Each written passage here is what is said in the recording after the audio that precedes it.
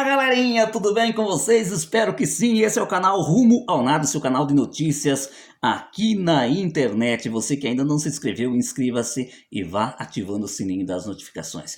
Bom, meus amigos, todo mundo estava reclamando, né, que a imagem estava saindo preta, que ninguém estava me vendo. Era porque tinha queimado a iluminação aqui. Eu fiz uma gambiarra aí hoje. Não sei se vai funcionar, mas enfim, tá aí, né? A gente uma hora precisa comprar uma iluminação boa, né? E fazer um lugar ideal para gravar vídeo aqui na internet, mas infelizmente falta, né?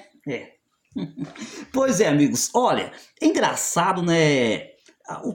A questão da mídia, né? Quando, digamos que a mídia descobre alguma fraude que acontece no INSS, ele joga, né? Todos que os grandes portais noticiam e vira notícia, inclusive no Jornal Nacional, inclusive no Fantástico e por aí vai, né? Mas quando é o segurado que é humilhado perante a Previdência Social, que, digamos assim, é rebaixado lá embaixo, né? Tem uma via crucis, né, a seguir, aí ninguém comenta nada, né, a não ser os canais aqui no YouTube, que graças a Deus, com o advento da internet, as pessoas que estão lá na casa têm como ter uma segunda fonte de informação, né, ou mesmo uma informação alternativa sobre isso, né. A nossa principal fonte aqui, principalmente do canal Rumo ao Nada, notícias de grandes portais, de grandes jornais. Por quê? Porque é muito complicado a gente bater o martelo numa questão autoral propriamente da gente, porque é complicado, né? Se errou, não é eu que estou errando, é o jornal que errou, né? E outro, falta dinheiro para você procurar notícias, digamos, ir no INSS, entrevistar grandes advogados e por aí vai. Olha, o TCU apontou, meus amigos, indícios de fraudes em benefício de 2,25 bilhões pago pelo governo. Isso só no ano de 2018, ou seja, ainda estão fazendo cruzamento de dados do ano anterior, só para você ter uma ideia, né? Olha, o TCU, que é o Tribunal de Contas da União, identificou indícios de irregularidades em benefícios pagos pelo governo, que soma 2,25 bilhões em 2018. A maior parte das suspeitas foi encontrada em benefícios previdenciários acima do teto do INSS, acumulados indevidamente ou concedido mediante uso irregular de documento, num total de 957,1 milhões. Olha, a matéria ela é bem clara. A grande maioria, né, pessoas recebendo acima do teto do INSS. Aposentado pelo INSS, é naturalmente que você não pode receber acima do valor estipulado do teto, né, que hoje gira em torno de 5.800, mais ou menos isso, né? Olha, outros 6.649,5 milhões em repasses duvidosos são do benefício de prestação continuada, o BPC pago para idosos e pessoa com deficiência de baixa renda. Vale a pena ressaltar aqui um adendo, né? É assim que se fala, a questão do BPC. Eu lembro que esses tempos atrás o presidente da República chegou a afirmar, né, que é um antro de fraudes, né, o BPC, né? Inclusive está dentro do pente fino, né? Há bastante controvérsia sobre a questão se quem recebe o BPC passará por perícia médica ou não, né? Se os 2,5 milhões de segurados que recebem o BPC passarão pelo crivo do médico perito, né? Porque uns dizem que sim, outros dizem que não. Há muita, digamos assim, desinformação nesse sentido, né? Olha, os dados serão encaminhados ao Poder Executivo e devem servir de base para o governo direcionar os trabalhos da força-tarefa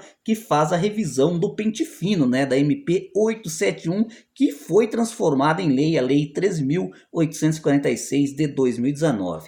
Olha, a auditoria analisou 55,6 milhões de benefícios pagos em 2018, incluindo Previdência, assistência, Bolsa Família, seguro-desemprego e seguro-defesa, né? O seguro-defesa é benefício de um salário mínimo que é pago a pescadores artesanais durante o período que é proibido, né? A época da piracema, né? Provavelmente aí na sua região tem isso. Ó. O governo na época da piracema, que é o tempo que os peixes, eles... como que tem uma palavra ali que eles desovam, né? Aí é proibido pescar, né? E nesse tempo o pescador artesanal ele tem o seguro defeso que o governo paga um salário mínimo, né? Na análise dos dados da Previdência, o TCU detectou no ano passado 34 mil casos de acumulação indevida de benefícios, além de 25,2 mil casos de uso irregular do CPF ou do número de inscrição do trabalhador, o NIT. Há ainda 1.457 pessoas que receberam valores acima do teto do INSS, na época, né, era 5.645, né, indevidamente. No caso do Bolsa Família, havia 207,7 mil beneficiários com renda formal acima do limite permitido, ou seja, R$ 178, que era o valor permitido, né, até a época que foi feito esse levantamento. O BPC foram identificados 12,8 mil beneficiários com indícios de fonte de renda incompatível com as regras do programa, incluindo servidores federais e seus pensionistas. Só para você ver, né, como que tem gente que consegue com tanta facilidade um benefício previdenciário, mesmo não tendo direito a ele. É óbvio que por exemplo, eu penso, na minha opinião, o BPC deveria ser pela deficiência da pessoa. Deveria, digamos assim, ser um pouco mais rígido na hora de conceder esse benefício, fazer uma autoavaliação, avaliar a capacidade do deficiente, né? E se ele se encaixa no quadro, mas daí depois que a pessoa começar a receber, parar de ficar perseguindo, porque no atual momento em que estamos vivendo, um segurado que recebe o BPC, que recebe um auxílio-doença, que recebe uma aposentadoria por invalidez, até mesmo uma pensão por morte ou uma aposentadoria rural, não pode nem pensar de comprar, digamos assim, uma televisão para pagar aí em 2 anos. Por quê? Quem é que garante que o cara vai ter o dinheiro mês que vem do benefício, né? É muito complicada essa situação, né? Olha, auditores também encontraram outro 12,8 bilhões em benefícios com problema de cadastro de menor potencial, né? Isso é bastante comum dentro do próprio INSS, né? As inconsistências se dão até por abreviações de nomes ou por conta de datas inválidas. Esses dados serão encaminhados para o órgão para atualização cadastral junto aos beneficiários, né? Se a pessoa cair no pente fino simplesmente pelos dados cadastrais ou erro em CPF, identidade e tal que não bate com o sistema, aí tudo bem, é muito fácil de se resolver, né? Olha, esse é o 4º ciclo de análise feito pelo TCU, né, o Tribunal de Contas da União, para, digamos assim, fazer uma auditoria nos benefícios anualmente. Nos pagamentos de 2019, o objetivo dos auditores é ampliar o alcance do trabalho, filtrando os indícios de irregularidade por estados e cruzando os dados com informações sobre judicialização, né? Ou seja, aqueles benefícios que a pessoa conseguiu mediante ação judicial. Parte considerável dos benefícios previdenciários e assistenciais é paga por determinação da justiça. Sabemos muito bem que se a justiça não intervir do lado do cidadão, na maioria das vezes a pessoa fica doente e com as mãos abanando, né?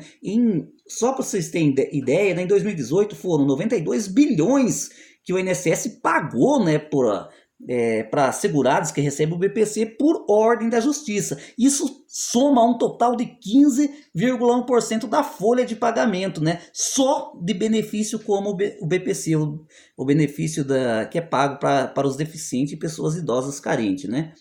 Ao avaliar os dados de 2018, a auditoria já detectou alguns benefícios concedidos pela Justiça entre os que têm indícios de irregularidade, mas esse cruzamento de dados ainda não é feito de forma ampla. Com mais essas informações, será possível identificar os valores concedidos pela Justiça, respondem ou não pela maior parte das irregularidades. Aqui a matéria literalmente quer insinuar, né, que talvez uma grande parte dessas irregularidades estão nos benefícios concedidos pela Justiça. Mas devemos analisar uma outra questão, um outro item. Por quê? Digamos que o pai é aposentado, a mãe é aposentada, e aí o filho tem uma síndrome de Down, digamos assim, uma deficiência, tem total direito de ter o BPC. Aí ele não consegue porque a renda dos pais é maior, e aí alguém da família ou os próprios pais acabam indo com ação na justiça, o juiz, né, acaba obrigando a INSS a dar o benefício, né, porque ali leva-se em consideração a idade dos pais, né, porque já são pessoas idosas, e também leva muitas vezes em consideração o problema de saúde ali daquele segurado, né. E aí como perante o INSS, isso é um benefício irregular, esse que é o problema, mas a justiça já deu ganho de causa. É bastante complicada em você mexer numa ação tramitada e julgada, porque o juiz, a promotoria, eles analisaram fato por fato, o juiz sabia que tinha essa renda, ele deu, porque ele analisou que é direito dessa pessoa receber esse benefício, né? E não usa os mesmos critérios para o INSS, mas infelizmente lá dentro esse benefício continua irregular da mesma maneira, só é pago o benefício porque é obrigado pela justiça. É um negócio muito controverso, né? Eu até acho que a própria justiça deveria proibir, né, o INSS fazer essas tais revisão, né, porque estaria passando por cima da ordem judicial. Mas só que aí o INSS acha amparo na lei, inclusive na MP 871 está muito explícito isso, né, que pode, digamos assim, reavaliar os benefícios concedidos de forma judicialmente. Aí que está o grande problema, a grande questão, né, e que precisa ser, digamos, formar um debate em cima dessas questões, né. A equipe econômica tentou, olha onde eu quero chegar, gente. A equipe econômica tentou, na reforma da Previdência, aprovada na Câmara dos Deputados, estabelecer um critério mais claro sobre a condição de miserabilidade que dá direito ao BPC, um dos pontos que são judicializados. A ideia era fixar na Constituição que o benefício só pode ser concedido a idoso e pessoa com deficiência com renda familiar per capita de 25% do salário. O relatório do projeto que será votado no Senado, no entanto, suprimiu isso do texto, né? Com isso, seguirão as regras atuais. O governo é muito esperto, né? Porque o BPC está na Constituição, só que lá na Constituição não está dizendo quanto que a pessoa tem que ter, quanto que a família tem que ter de dinheiro para conseguir o BPC, né? E aí, esse foi regulamentado por lei. Já existe a lei que diz que é 1/4 do salário mínimo. Só que isso gera controvérsia na hora de julgar uma ação na justiça, né? Principalmente o juiz não leva esse 1/4 do salário mínimo em consideração, porque o próprio Supremo já julgou inconstitucional. Ou seja, se o INSS pegar, meus amigos, esses 2,5 milhões de segurados que recebem o BPC, e for fazer cruzamento de dados, eu diria para você que 90% cairia pelo seu critério de renda, né? Talvez o INSS não fará isso porque o próprio Supremo já julgou dessa maneira, né, que é inconstitucional. Mas aí o que o governo queria fazer? Não, vamos jogar esse 1/4 do salário mínimo dentro da Constituição, aí nós tiramos a arma do juiz, porque daí está constitucional. Se o juiz é o guardião da Constituição, ele vai ter que respeitar esse artigo inserido dentro da Constituição, né? Mas infelizmente, não, felizmente para os segurados, felizmente para as pessoas carentes e doentes, não, esse modelo não foi para frente, né? O Tássio Gereissati, uma das primeiras coisas que ele fez foi, suprimir. E olha, eu deixar aqui meus parabéns para ele, né? Lembrando que foi pressão de muitos senadores, né, para que isso fosse feito, né? O Paulo Paim, até mesmo o Jorge Cajuru, né, pressionou o relator, né, para que tirasse isso, porque aí sim, meus filhos, aí sim, meus amigos, o negócio complicaria, porque estaria dentro da Constituição. Tiraria praticamente a chance do juiz, né, dar o benefício. O que ia acontecer? Perdeu lá dentro do INSS, ia para a justiça, mas chegava lá no juiz, o juiz ia abrir a Constituição lá. Poxa, mas é 1/4 do salário mínimo. Eu não posso burlar a Constituição. Eu não posso passar por cima da Constituição. Graças a Deus que ficou assim. Olha, então, como vocês viram aqui na matéria, o TCU está trabalhando, está correndo atrás de irregularidades.